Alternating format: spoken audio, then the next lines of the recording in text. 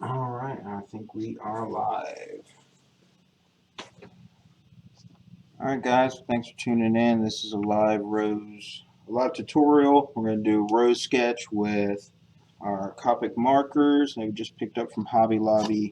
We managed to get these not only marked down, but also using online coupons. So we got this for like 20 bucks. Awesome.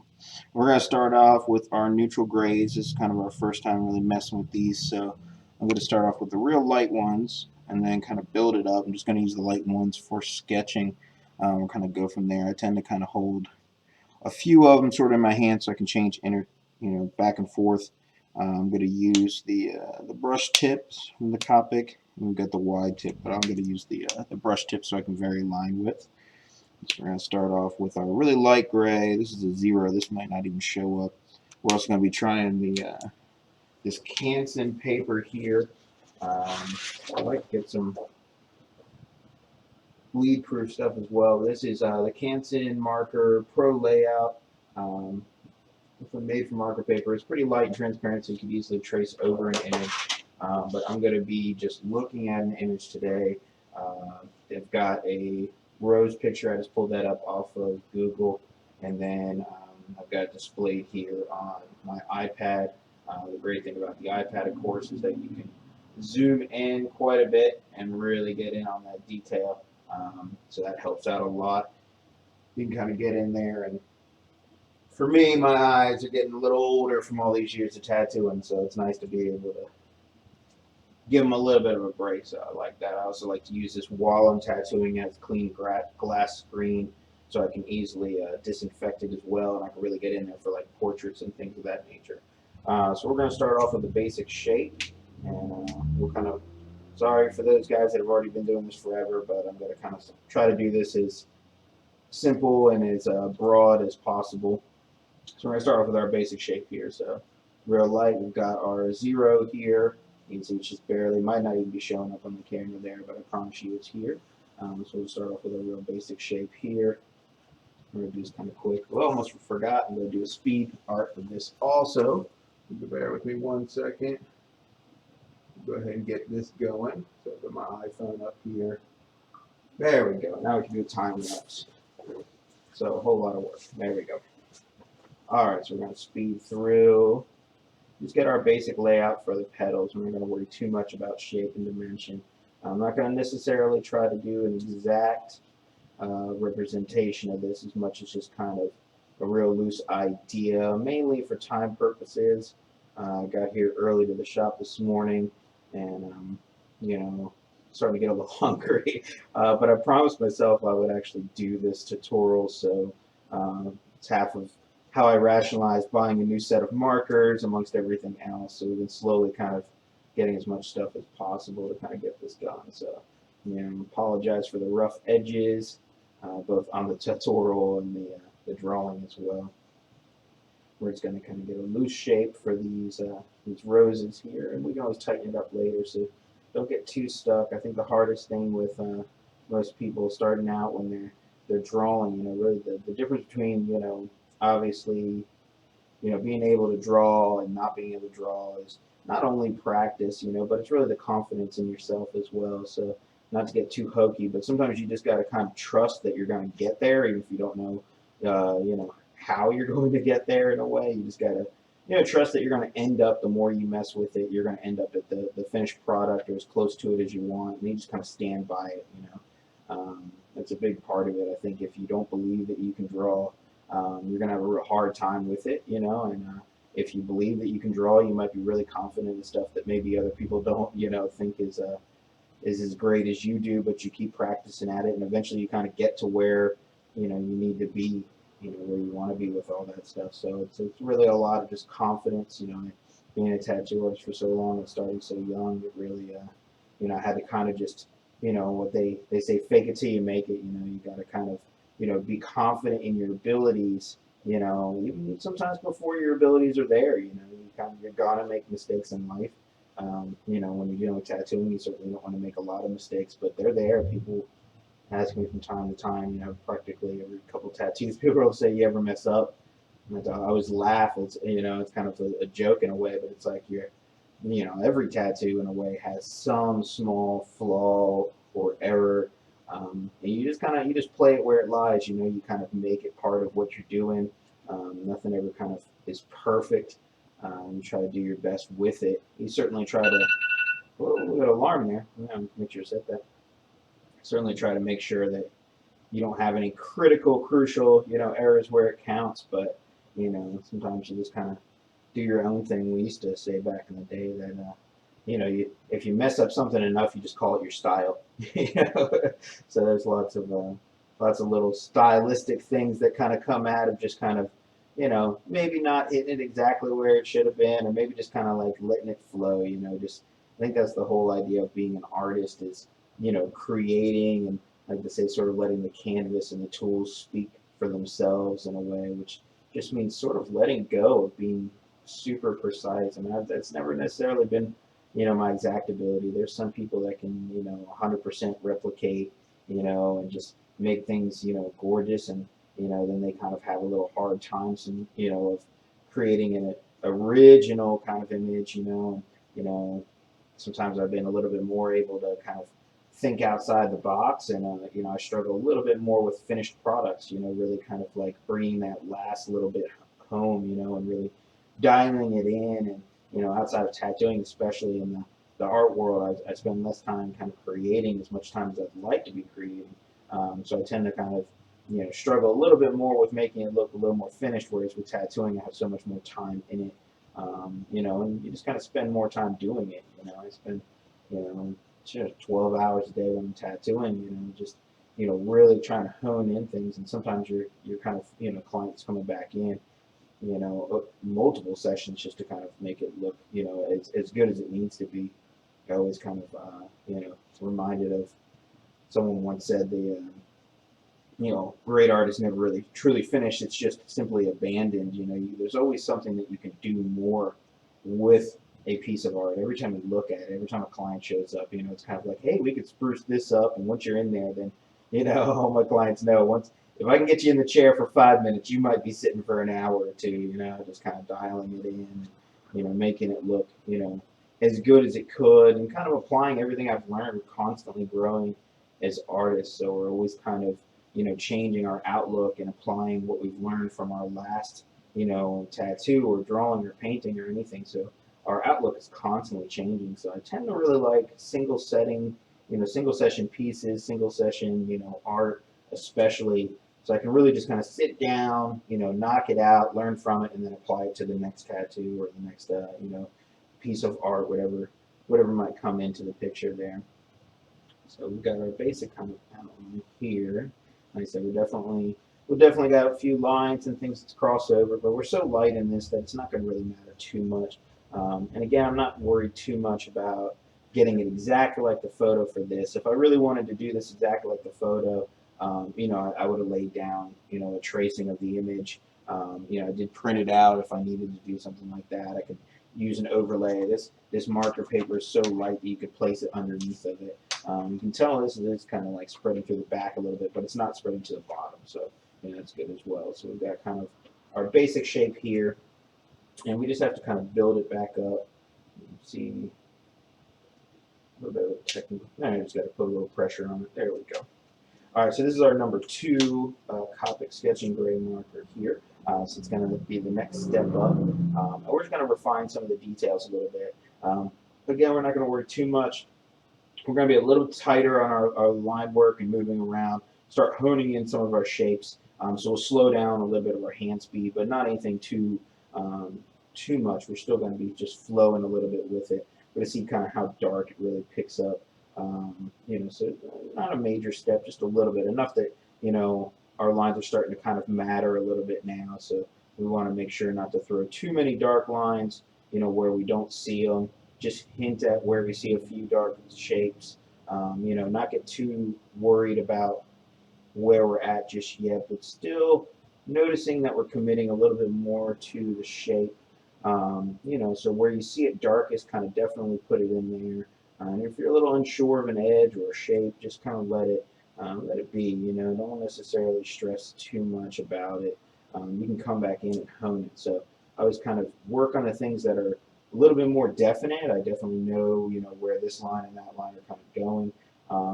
And then I'll kind of like ease in, as I go, solve the problems that kind of the answer for, and then work our way around till we get to, you know, what's left over. And by then, I'm hoping that the solution figures itself out a little bit, I guess, kind of start seeing where things go by kind of looking at the shape and then kind of piecing it in together. So again, it's all just sort of a process. You're really just kind of winging it, flying by the seat of your pants, if you will. So you kind of just have to work each section of it, and hope that it's going to show up. And markers, you're definitely committing a little bit more to each shape. With pencils, you can always kind of blend them out a little bit. I think there's a lot more malleability in it. But I like the idea of being a tattooer, so I like the idea of kind of having to kind of commit to what you're doing as you're working it, not being able to necessarily, blend as much or change as much. With kind of forces you to get a little further along in the image. I think sometimes with pencils, it's really easy to get caught, hours and hours and hours into blending just right. I mean, granted, what they can do is amazing. I subscribe to a few blogs. I think one's called World of Pencils on Instagram, and man, some of the pictures that they create on that is just mind-blowing. The amount of detail, and they look just like a photograph just jumping off the page, and it's amazing. As an illustrator, I'm still working on getting to that level.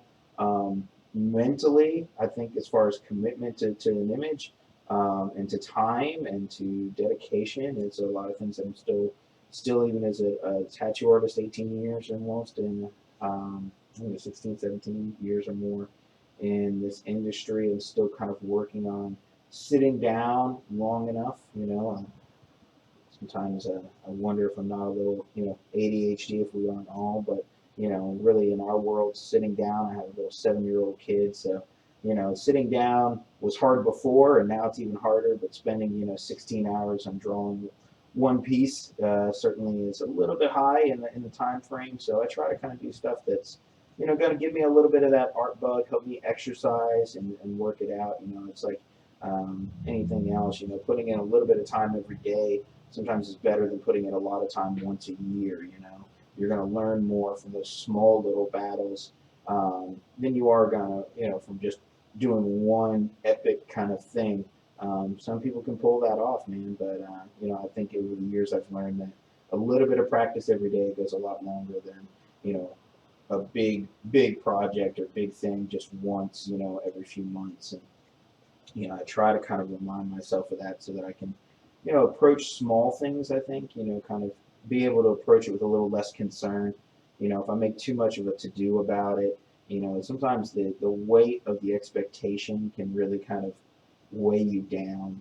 And it's almost, I think sometimes it's funner to talk about some things than to actually do them. And the more you talk about them, the more you build up, your expectation of it. And, it gets to a certain point where you just have built so much expectation around it that you don't have, the ability to really, it's overwhelming. You don't know if you have the ability to, accomplish the task. And sometimes you just don't even start it anymore.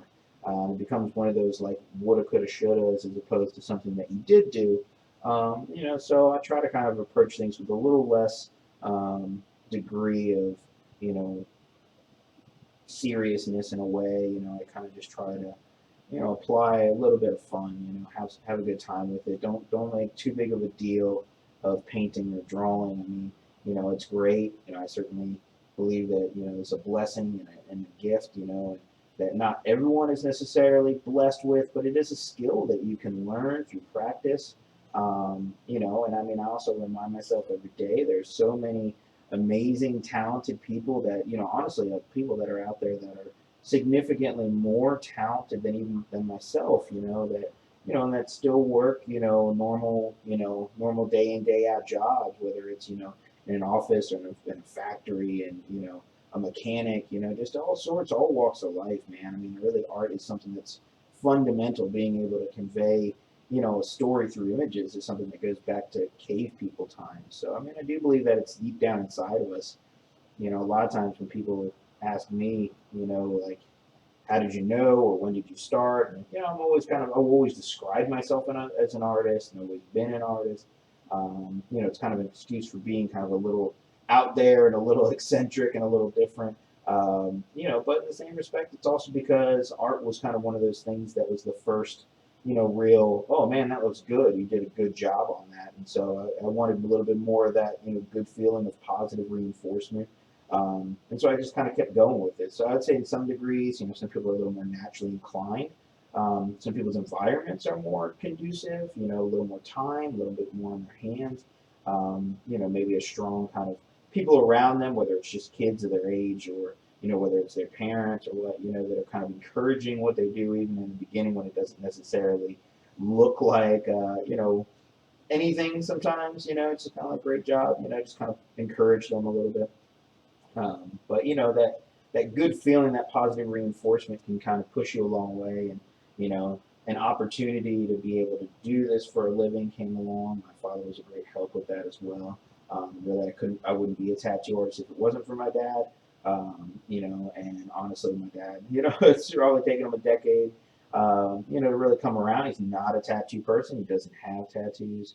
But he saw, a rare opportunity for, he saw that, this is really the only thing I've ever really, loved enough to put in all that time, the effort, really stuck with, and so he saw an opportunity to be able to kind of do that for me, and that's a big difference, I didn't not classically educated. I didn't go to art school. There was some opportunities available. We really couldn't afford art school as a family, and it wasn't something that was in the cards for me. Amazing results for people that do go there, but I also, you don't have to go to art school. I know lots of people that have been to like an art school that are still waiting tables and waiting for their big break, and I know people that dropped out of high school that are making millions. I mean, I don't personally know millionaires, but we've all heard the stories. But I know people that certainly have made a lot of themselves. Particularly in my field, and we're kind of the rogue scholars, the unconventional learners, if you will, of the art world, and really of just kind of life. We kind of have to bump our way around. A lot of tattooers come from lots of different backgrounds, and we kind of come together with a mutual love, for art, and for the ability to kind of exist maybe slightly outside of the norm, maybe outside the box just a little bit.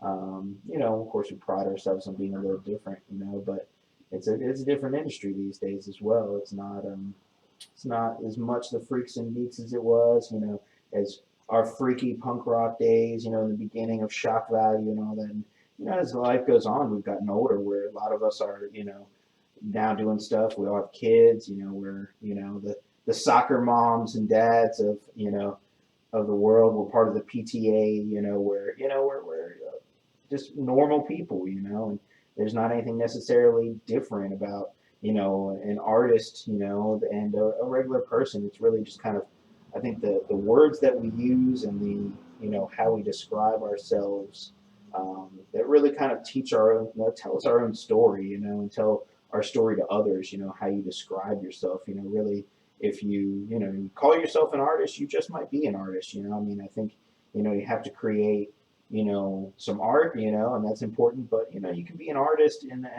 art isn't necessarily, doesn't have to be a drawing, doesn't have to be a painting, it doesn't have to be music, it doesn't have to be any of these traditional realms. You could be, anything. There's art in just how you do things. You could be a cook or a chef, or, you could just be a craft, enthusiast. You could, just art is just really, I think, taking, it's, I think to me, maybe it's on the borderline of craftsmanship as well. Art is just kind of really taking pride in what you do. And in a way that you really are, you want to show it off, and you love it. You really, you research it, you encourage yourself about it, you kind of put your own personal stamp on it in a way.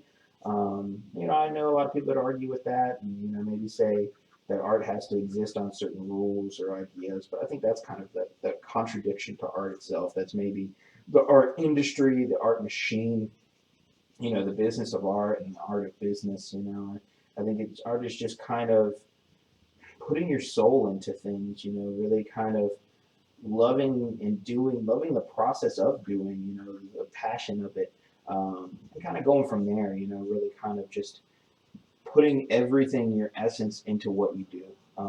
You know, I guess if I had to describe it, would be kind of maybe a little more along those lines. You know, so now I'm kind of just working up the shadows and the gray tones a little bit.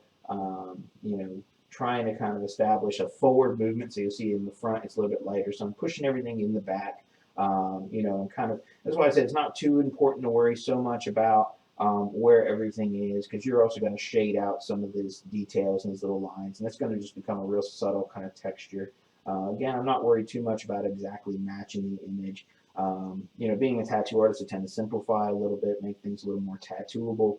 You know, things that are going to translate into more of a bold image, things that are going to kind of make sense to me later on. You know, so I'm going to just kind of work this just as reference here. So now we've got the number 4. That's part of what the kit includes. So it goes from 0, 2, 4, 6, and 8. So they're all even numbers in a multi-liner, which we'll do at the end. We'll kind of do some hard lines on here as well.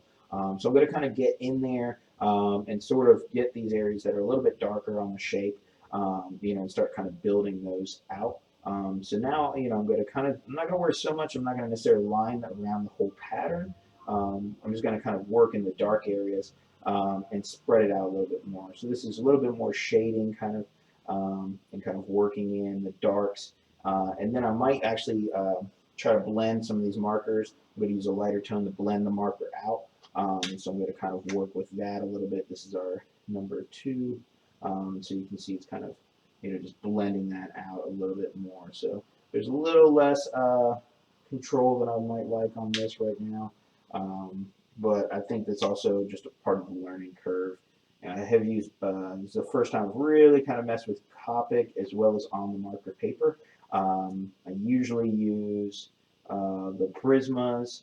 Those were always a big fan of me, but I kind of stepped it up. I think the copics are a little bit better off as far as, you know, being able to, I like the nibs a little better, the interchangeable nibs, the refillable aspects of it. You know, seem to be a little bit more an artist, you know, for life. A lot of my old Prismas have dried out, and so now it's kind of become where I have to replace a lot of those. You know, and that's a great expense. So I think as I replace them, I'm going to start kind of investing a little bit more in the copics. They also have a really cool airbrush thing as well that I've seen some stuff about that I really would like to get interested in, coming from an airbrush background before I started tattooing. You know, it's certainly something that over the years I kind of gravitate back towards, you know, mostly for fun. But, you know, you can also make a little money that way. I started as an airbrush artist, mainly because before I was old enough to really get into tattooing, it kind of looked like a tattoo machine. So I figured, hey, how different could they be? Oh man, they're very different art forms. You know, tattooing is kind of just into itself. It's its own unique monster. All mediums are really. Every medium has its own ups and downs. It has its own you know, positive values they can really, you know, enjoy, and then it also tends to have its own, you know, drawbacks as well. But I've noticed that when you cross train, and whether you're painting, drawing, you know, whatever your chosen kind of medium is, it all seems to kind of relate back to each other art form.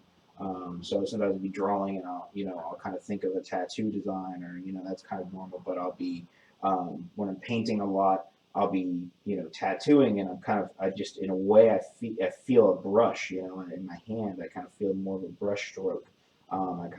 I do a little bit more painterly action, or if I'm doing watercolors, you know, things just kind of click in a certain way where you realize that there is a connected balance to it. And I definitely think it's important to kind of cross-train the images. So one thing I was warned about last night, there are some papers that are quote-unquote bleed-proof. This marker paper is great as far as doing some line work on it, but as I'm building in the layers, you can see there's a little bit of a bleed on this. You know, not super important now because we're just doing a little bit of a step-by-step tutorial. But I do believe that I'm going to be upgrading by the next videos into a quote-unquote bleed-proof paper. I may be doing some stuff with some illustration boards, just trying some different substrates and surfaces, to kind of really get the best results of what I want. I like a clean finished product, that's not going to have these bleed edges. Some people really like that, so if you like a watercolor look, this might be a great paper for you. For me, I like a clean, smooth, illustrative look, so I'll probably not be doing a whole lot more of this as much as I love it for tracing paper because it's thick and durable. But I probably won't be doing too much more marker work on this. I think especially with the copics, as they are tending to bleed a little bit. So just kind of a note there. What you do your art on is just as important as what you do it with. It's certainly important that have materials and tools that work well together. One time, I was thinking about one of my good buddies a long time ago. A love hate, a brother in arms, somebody that I certainly, we had a lot of ups and downs, but I look back on fondly. But I remember, one of the things he always told me was that, painting is just the act of putting, paint on a surface. And in a way, it was kind of like, okay, well, that is an oversimplification of it. But, as a younger person, when I was, I was very grandiose in the idea of being an artist, the artist with the capital A and, the artiste, and as I've gotten older, I realized that it's really, it is awesome. I love doing it. It's not as, as grandiose. I'm just happy to be able to do, what I do and to be able to do some art every day. So, I think I'm blessed to be able to do that. And, I shouldn't think too big of myself, I guess, is kind of the moral of the story, So, you can paint. We've got some paintings in here in the shop on some Lexan and plexiglass and glass and metal and wood and, all this stuff. So, don't be too nervous about having to buy a bunch of art supplies. I've got lots of my favorite kind of mixed media paintings and art projects that are, markers and paints and colored pencils and, various cheap supplies. I'll even probably do a few videos with just some really cheap stuff. I just really wanted these, so I bought them in terms of making a video. But sometimes the cheap supplies are just as good, and it's nice. I have some art like paints and some really expensive, nice stuff at the house, and sometimes I don't even need, I have a whole color set of paints, and I love them so much. I literally just look at them. I just the cheap ones I'll pull out, and I'm not afraid to waste them. The ones that are really nice and are really just the highest quality type stuff, they sit on my shelf because I don't want to necessarily waste the good paint. And so it's again kind of the idea of thinking small about it. Don't make it such a big deal that you don't want to do it or that you're too nervous to break out and to waste it. If you work on materials and things that just, it's so expensive and so much work, you're nervous about it. If it's such a big idea that you're afraid to kind of work it out, you don't want to mess up, you don't want to fail. I think that makes it too hard to be able to really do it. I think you should be able to approach it with a bit of levity. Enjoy what you're doing. Enjoy what you're doing it on, but have fun with it. I think that's the idea of kind of DIY and being a craft person and just kind of like taking old and making new. And it really should. Art should be an expression.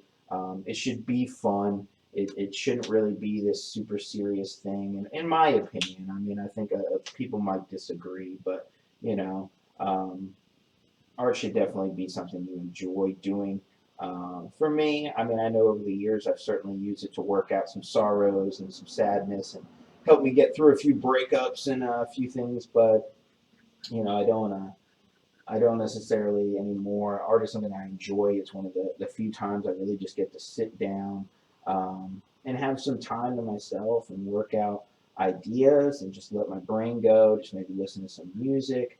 It's me time. It's conducive, so it's the same, it's if you're sitting back and you're watching TV and you're spending that time for yourself because you just need to unwind a little bit after work, and that's kind of a very passive way to spend your time. And I mean, don't get me wrong, I tend to create art with like videos and lots of things going on in the background, music and TV and Netflix and streaming. I use every bit of our Wi-Fi, but in the same respect, a lot of that's just background noise. And if you can sit down and just you can still have a show on and still watch some TV while you're creating some art. Just doodling, just find something in the room and just kind of sketch it out a little bit.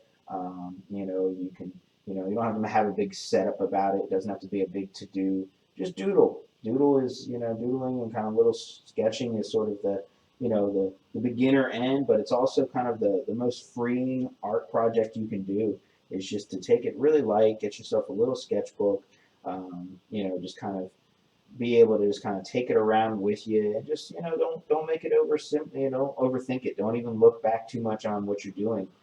Just kind of do it for the act of doing it, and the more you do it, the better you'll get. The more you'll kind of please yourself, the closer to the result that you're looking for. So it's kind of all just a process, But if you try too much and you reach, you kind of want to become, Rembrandt or somebody overnight. It's probably not going to happen. But even Rembrandt was, once, probably not a great artist. So I think it took a long time to kind of get to those points. And there's lots of great artists that start off really clunky and trying to find their way, and there's a lot of artists out there that really, other artists might look at and think, hey, man, that's not art, or he's not very good, or whatever. And you just never know, man. Some of those people, what they're doing may not seem to fit your particular taste, but some people might really enjoy that. And I have, many friends that are great artists that, are really well known and make lots of money and do lots of stuff with their art, and they survive with art. And some of those artists, I don't necessarily would look at their art. And if I was to compare it on some of like the standards that maybe I have for what I do or the artists that I look at, I might not think that it's the greatest art, but the people that buy their art love their art. And it's not, art is really, like they say, beauty is in the eye of the beholder. So is art. I mean, what you consider to be beautiful, is really up to each person, you got a couple guys sitting at the bar, and they could be looking across, and one guy's like, ah, man, she's hot, and the other one's like, yeah, I don't really think so, so it's different, and art's kind of the same way. You're sort of looking at it, and I hate to think you're casting judgment on it, but there's certain things that appeal to you in a way that maybe other things don't, so it's really, really just kind of personal. Sometimes you can really be affected by a piece of art, whether it's through life experience or just shapes, really, that just kind of, subliminally, kind of apply, that you're just kind of like, wow, this, for some reason, this just really, intrigues me or really excites me. So now we've really kind of gotten a little bit of a darker shape. And again, we're kind of bringing more shade-wise, we're kind of working away from the reference. Mainly, like I said, I'm not trying to get too caught in making exactly the image. I have other steps. If I wanted the shape exact, I would have traced it. I would have worked directly from that. I would have marked the shading areas, but I'm just using it as a basic idea. This image doesn't look a whole lot like that. I'm not too worried about that, really. I've changed and deviated a few of the shapes, a few of the ideas. And really, I mean, it's the same as if I play, when I play music or anything else. I kind of start with an idea and then I build on it, so I might mess with it a little bit and then I make it my own. That's part kind of being an artist, and it's part just kind of being a little bit of a scatterbrain, a little bit of a free thinker. You can put whatever name you want to put on it. But like I said, it's just kind of how I do things. It's just kind of, what makes it, fun for me is kind of starting off with an idea, and going, a little above and beyond, and kind of deviating a little bit from that original piece. Not everybody is that kind of thinker. Great for those that are, absolute. If I wanted to get this exact, I could certainly, kind of work on doing that. If we get enough requests for that, I could certainly do that. But I'm not trying to show off. Just kind of creating a video. Maybe some folks will enjoy it, doing a little bit of a live stream on YouTube and Facebook and Twitch TV. And really just kind of figuring out my way around interactive media and broadcast kind of technologies that are really getting accessible now. We've got a couple webcams up here. We've got an iPhone on a little crane. We've got little stuff here and there. My whole goal is just maybe if I can, maybe one person enjoys the video, maybe 100, that's great. One person kind of watches it. Hopefully it'll just kind of spread a little bit more. Maybe some folks think, are listening and enjoy maybe one or two things that they hear and that kind of sticks in their head. That's great too. So just inspire you to kind of be able to do it. I mean, they used to have, growing up on PBS, they had the show Yan Can Cook, I believe. And it was like, Yan can cook, so can you. And sometimes I think about that. I'm like, hey, if I can draw, so can you. If I can make this happen, so can you. And that's about it. I want people to, be inspired to create and do their own stuff.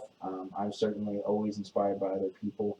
I don't necessarily try to rip them off directly, but I'm always inspired. I try to take what they're doing and kind of, maybe make my own go at things. Look at their reference, or make my own reference and look at it and just enjoy a conglomeration, of what I like, and try to bring little aspects here and there of different artists, that I appreciate their style of. These days with Instagram and Facebook and all these things, I mean, my Instagram is a daily source of just kind of, I call it a very humbling experience, because I follow so many great artists. And you can follow me, Dave Zobel Tattoo on Instagram. And if you feel free to go into my friend section, and of course, find all the awesome tattooers and artists that I follow. And I mean, that's my daily kind of, I like to think of it as the matrix, or the Johnny mnemonic of, kind of really taking and downloading the new industry. I'm gonna sleep for 24 hours and, or sleep for 12. I really probably only get 4 or 5 hours sleep a night. But, you just kind of download what's happened over the night, because the world is always moving. It's always turning. A lot of great artists I follow from around the world, they're up creating while we're asleep, and it's one thing I tend to kind of keep in mind is that, while you're not doing, others are doing, and they're nipping at your heels. They're kind of always pushing the creative envelope more and more, and so we're always kind of, there's always somebody that is awake while you're asleep. So it's important to kind of keep moving on what you're doing and keep working at it, even if it's a little at a time. In fact, always a little here, a little here, a little here, just as much as you can, so you can be able to keep moving forward, keep progressing. Again, approach things small. I think it was maybe Confucius or somebody. I probably read it somewhere in a book, but it basically says, approach, the little things with great care, and the big things with little care, or something along those lines. But it basically says, the bigger the problem, just approach it and think of it as a small one. The smaller the problem, maybe give it a little bit more concern, a little bit more to what you're doing with it. So approach art in a way with just a lighter, kind of approach. Maybe instead of a big epic painting, in a canvas that's the whole size of the room or something, maybe just kind of start with little sketches, a real small sketchbook, maybe little drawings, little art projects, 10, 15 minutes a day. Maybe just a little here, a little there on your lunch break, maybe just when you're at home watching TV. Make it something tangible, because the more you do it, if you're really going to like it, you really get into it, the more you're going to want to do it. And you start creating little pieces and showing those off, and I think people are going to start kind of, telling you, hey man, that looks great. I love that, man. That art piece that you did, post them on Facebook and all that stuff.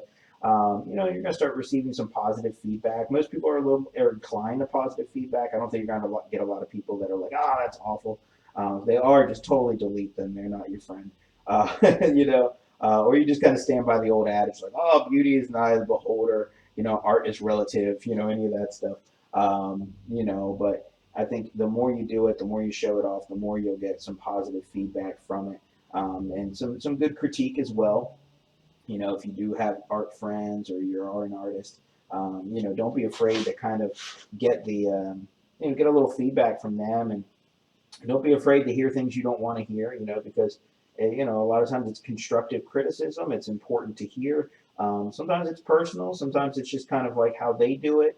So maybe you try it and you don't like it. But that's how you grow, sometimes I remember early on as a younger man, especially, and probably still now, if I'm being honest. Sometimes when you hear somebody says that's not, it's wrong or you messed up, and it stings a little. You don't really like to hear it. But if you can kind of swallow your pride a little bit and just kind of be like, well, can you tell me how it can be better? Could you help me here? How can I improve? And taking that path of humility, you can learn so much, and you can grow, I mean, exponentially. You can learn so much in a short amount of time if you're just really willing to listen. You're just willing to kind of, you know, take what they have to say, take that experience, and instead of thinking you know everything, apply some of what they're trying to extend their life experience to you. I'm sure people that have known me for a long time, some people are kind of going, "Wow, he finally, oh, I can't believe he said that." I've struggled with that my entire life. I've always kind of worn my heart on my sleeve, and I've always had a bit of a short temper and a bit of an issue with my pride getting hurt sometimes, and taking it to heart and really kind of holding that grudge. And I think a lot of some of my creative fire early on was probably fueled by trying to prove people wrong. So, and that's good too. Sometimes having haters out there isn't always the worst thing. It can motivate you to be better. And sometimes that's actually sometimes what people are doing. Sometimes they're trying to push you to become better. Where they just kind of say that in the end, so it seems like they weren't just being jerks. But it's important to kind of take what they say and try to receive the criticism. Maybe not take it too much to heart, but definitely try to, see if there's anything valid in it. And, if you can apply it to what you're doing, you might just be able to advance where you're coming from. So, know the difference between you know, positive criticism and good critique, important stuff. And, also know when to just kind of be like, that person is probably just being spiteful or hateful and just kind of being mean for the sake of being mean. If they can't really prove that they're like that's bad, but they can't really tell you why, and can't really give you anything more than that, then they're probably just saying it just to kind of get under your skin, which probably means that you're doing good and they're just being jealous. So maybe that's just my way of thinking of things. But so we're starting to tighten in the idea here. We're starting to get a little closer, so that's great. I like these brushes. I'm definitely a big fan of the nib. I like being able to use the brush nib and kind of get that thick to thin quality, very organic, a little bit more so than the stiffer kind of other nib on the back end there. So these are all replaceable. I might try to see if I can get like a more of a liner nib for the other end, because that really kind of complete it for me a lot more. But I still have to look into all the options of what's available with the Copic markers. But again, they certainly flow nice. Lots of great blendability. And this marker paper, like I said, is bleeding a little bit. And that just means the color's running kind of a bit. It's not as smooth as I'd like it to be. But again, we'll work on some different substrates in later videos. And the more I do it, the more I'll figure out exactly what I like and how to achieve the results that I'm looking for to kind of create that final product that I want. Again, it's just all trial and error. If I got upset that this wasn't, maybe turning out exactly how I want, I would definitely, I might have quit a little while ago. But I'm just going to kind of keep working with it. And again, it's just kind of just a piece of paper and, just some ink and, just a couple bucks. And, it's not the end of the world if it doesn't go the way you want it to. It's not, it's just not life and death. So it's important to kind of keep that in mind and just enjoy the experience, enjoy kind of taking a little time out from your day, from your life, from that busy hustle bustle, and just enjoy, what you have, and, enjoy making some art. And then you get to kind of show it off, and you might get some, people that enjoy it as well. So it kind of keeps giving as well. You can put it on your wall and, show it off, and every time somebody comes by, they can kind of, give you a little bit more enthusiasm maybe for making a new piece, creating some more art, and, doing more with it. Being able to call yourself an artist sometimes for some people, it certainly changes the way you think about yourself, so I think it's important, to consider the vocabulary, the self-talk, kind of what we tell ourselves, how we talk to ourselves. You know, if you tell yourself that you're stupid and you're fat and you're ugly, and you know, you kind of believe that stuff, and it's not. You know, you don't want to. You have to watch the negative self-talk. You know, you want to find ways to encourage yourself and to, you know, push yourself to those limits, and watch the words that you use, you know, when you kind of have that self-talk. And I know it's hard, we're all kind of trained to put ourselves down in a way, and you know, but you got to kind of encourage yourself. You got to find a couple things that you do well, you know, and even if you start and kind of apply yourself, you know, in some art, and it's not exactly what you wanted, that's, you know, don't stress out about it. It's not a big deal in that respect. Nobody starts off, you know, great, and you just kind of keep doing more and more with it. And like I said, you'd be surprised. You might just show off, and other people that are too nervous to try, or maybe people that are, you know, even doing, might all consider, you know, might start looking at it and say, hey, man, that's a great effort, you know. You know, maybe I would do this a little different, or maybe I would do that a little different. And don't take that to heart, you know. Just kind of say, oh, thanks for that. You know, I appreciate it. And then maybe try it. You know, you never know. You might learn something from that. So it's important to kind of be open-minded, and it's important to you know, be good to yourself. Don't talk to yourself too negatively. Don't, you know, treat yourself too harshly. Um, you know, maybe not give yourself too big of a head, but you know, there's worse things in life. You know, but I certainly know that if your head's too big, you might not, you know, fit through the door. So you know, it's important to kind of, you know, walk that middle road. Don't be too cruel to yourself, but don't think too highly of yourself. Don't make too big of yourself. Um, you know, just understand it's just we're blessed to be able to live our lives the way we do, and you know, to just enjoy that, and you know, enjoy as well, and just know that, you know, there's worse things. Even if you're just sitting down watching this video and watching this feed, there's you know, that's a blessing in itself that not everyone in the world can, you know, has. That, you know, whether it's time or money or what. You know, maybe they're just in a situation there. Maybe they just don't get Wi-Fi, or you know, signal where they're at. So I mean, we all have all these amazing blessings around us, be it family, friends, you know, be it the quality of life that we enjoy. And we have a lot of blessings, you know, with America, around the world, Europe, wherever you may be. Um, it is important to kind of just take a little time out and just enjoy the blessings that you have, you know, and just enjoy the good, you know, enjoy the harvest, you know, savor what you've worked so hard for, not be so quick, you know, to rush into things, and not be so quick to, you know, rush into judgment on yourself too. You know, so give yourself a little time, make some art, you know, do some stuff, and you know, don't make too big a deal of it. Just enjoy it. You know, it might not be exactly what you expect it to be, but you might just enjoy the process. It's not always about the finished product. It's just about doing it. You know, and the more you do it, the better that finished product is going to become. You know, even right now, like, this isn't exactly what I set out to create, but I also didn't really have a really firm idea of what I was going to set out to create. Like I said, I'm hungry. I want to get some food, but I'm forcing myself to put a little time in. You know, and that's half the battle. It's just putting time aside, to work on these things. If this is what you want to do, if this is what you want to create, if you want to learn how to do more, you know, you've got to put the time in. You're not going to get better, you know, just talking about it. It is important to have dialogue, but you're not going to get better, by just, you know, talking about it, watching videos, whatever. You know, it's important that you're doing, whether you're doing it alongside of a video or something, whether you're, you know, putting time in. You've really got to work with it, and you know, think about it. You have to make the mistakes to learn what not to do next time, and so you've really got to kind of go from there on it. So we've really kind of gotten to a point now, I think, where, you know, we're kind of a finished product there. You know, we could always add some leaves and some other roses in the background and go from there. But like I said, I'm totally hungry. Oh, and we've got our multi-liner here, which I have not messed with. This is the number 5 multi-liner, and I guess, you know, for refillable as well. So I don't know. We'll see kind of how this works.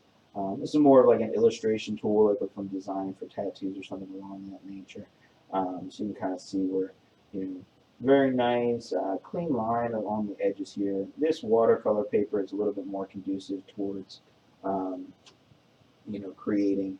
You can see it's actually bleeding here, so it's, this paper, I think, like I said, I won't be using too much of it, especially with my copics. They're bleeding on the paper.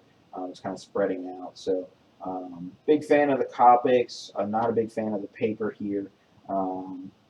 But this is more of the bargain level kind of stuff. I have a bunch of illustration board, and a bunch of other substrates and different surfaces that I'll be trying out throughout the broadcasts. So like I said, I kind of encouraging myself to do more here, but you can see the ink is kind of sitting up on top, and it's not really blending in the way that I want it to.